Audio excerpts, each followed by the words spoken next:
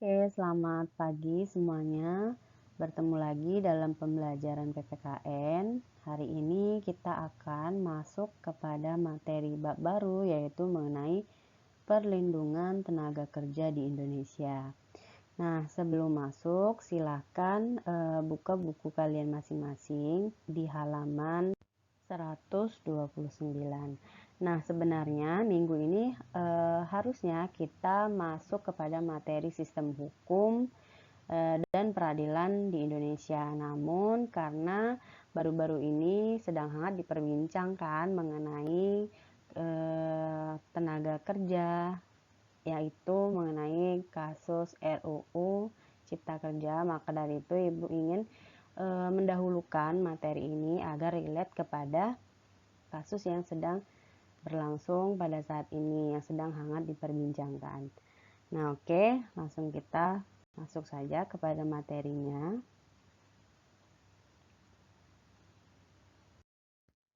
Oke, sebelumnya Ibu lupa menyampaikan bahwa pada bab ini kita akan membahas 3 submateri, di mana yang pertama mengenai hakikat tenaga kerja dan perlindungan tenaga kerja.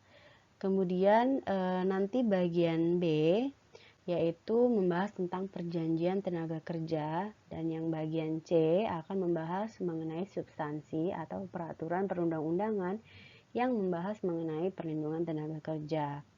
Nah, oke, jadi kita langsung saja bahas yang pertama mengenai hakikat tenaga kerja dan perlindungan tenaga kerja. Nah, tenaga kerja itu apa sih sebenarnya? Nah, jadi tenaga kerja berdasarkan pada pasal 1 ayat 2 Undang-Undang Negara Republik Indonesia nomor 13 tahun 2003, tepatnya pada halaman 2. Kalau kalian download itu ada ya di internet, sudah tersedia banyak. Nah, jadi berdasarkan pasal 1 ayat 2, tenaga kerja adalah setiap orang yang mampu melakukan pekerjaan guna menghasilkan barang ataupun jasa, baik untuk memenuhi kebutuhan sendiri maupun untuk masyarakat lainnya. Nah, jadi disebut tenaga kerja apabila sudah menghasilkan suatu barang ataupun jasa. Nah, barang atau jasa itu baik digunakan untuk memenuhi kebutuhan sendiri ataupun untuk orang lain. Ya. Oke, jadi ini Ibu rasa sudah sangat jelas ya, karena sudah tercantum dalam Undang-Undang Ketenagakerjaan NRI nomor 13 tahun 2003. Nah, kemudian selanjutnya, ada sedikit perbedaan mengenai pengertian tenaga kerja dengan tenaga kerja Indonesia. Nah, berdasarkan pada pasal 1 Undang-Undang Nomor 39 Tahun 2004, yaitu mengenai penempatan dan juga perlindungan tenaga kerja Indonesia di luar negeri, menyatakan bahwa tenaga kerja Indonesia yang disebut sebagai tenaga kerja Indonesia adalah setiap warga negara Indonesia, yang ini berarti laki-laki maupun perempuan, yang memenuhi syarat untuk bekerja di luar negeri dalam hubungan kerja untuk jangka waktu tertentu dengan menerima upah. Nah, jadi ini pengertian untuk tenaga kerja Indonesia. Namun berbeda dengan tenaga kerja ya. Kalau tenaga kerja Indonesia ini lebih kepada warga negara Indonesia yang bekerja di luar negeri atau di luar Indonesia. Nah, kemudian di sini ada beberapa alasan mengapa tenaga kerja harus dilindungi. Nah, untuk kalian ketahui bahwa sebenarnya tenaga kerja merupakan modal utama dalam pembangunan nasional di berbagai bidang ataupun aspek kehidupan. Ya.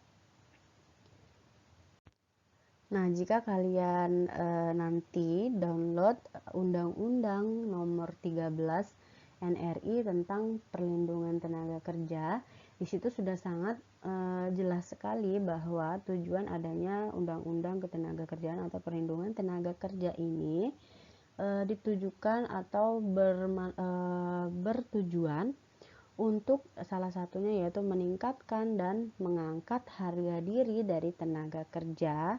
Kemudian yang kedua, mewujudkan masyarakat yang adil, makmur, dan merata, baik yang bersifat material maupun bersifat spiritual.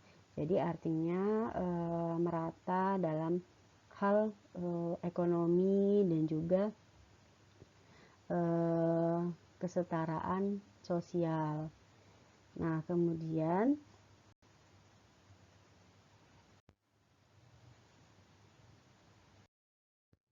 ada beberapa jenis perlindungan tenaga kerja di Indonesia.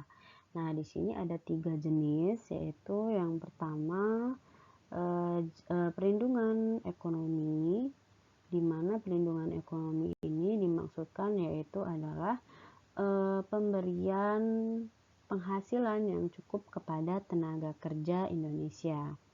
Nah, kemudian yang kedua, jaminan sosial. Jaminan sosial ini contohnya misal seperti jaminan kesehatan yang diberikan oleh perusahaan atau pengusaha kepada tenaga kerjanya. Nah, kemudian ada jaminan teknis. Jaminan teknis ini misalnya seperti jaminan keamanan dan keselamatan saat bekerja. Dan juga jaminan teknis ini ada suatu pengaturan keselamatan kerja yang mana tidak hanya ditujukan kepada pekerja namun juga untuk pengusaha dan juga pemerintah. Jadi artinya misalkan nanti ada suatu hal kejadian ataupun peristiwa yang terjadi kepada pekerja, namun sebuah perusahaan atau pengusaha memiliki pengaturan keselamatan kerja yang ternyata nantinya pekerja itulah sendiri yang melanggar hal-hal tersebut, maka perusahaan tidak bertanggung jawab. Ya, jadi diperlukan pengaturan keselamatan kerja baik bagi pengusaha ataupun pekerja ataupun juga pemerintah. Nah, di sini ada data perbandingan upah buruh negara-negara di ASEAN pada tahun 2015 ya, sumbernya ini Ibu ambil dari internet sebenarnya yang Ibu dapat pada tahun 2015. Nah, di sini tercatat grafiknya upah buruh yang menduduki peringkat pertama tertinggi yaitu Singapura dengan rata-rata pendapatan per bulannya yaitu 35,8 juta, tapi ini dalam rupiah ya. Kemudian ada yang kedua Brunei Darussalam dengan pendapatan 16,26 juta. Nah, ini Singapura ini sudah menjadi negara maju ya, jadi wajar saja kalau pendapatan warganya sudah segini.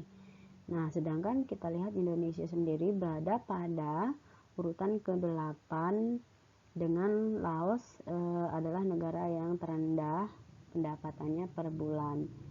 Nah, jadi Indonesia rata-rata pendapatannya per bulan yaitu sekitar 3,67 juta. Jadi ini terbilang rendah ya. Tapi tidak bisa dibilang paling rendah juga karena kita masih dalam negara berkembang.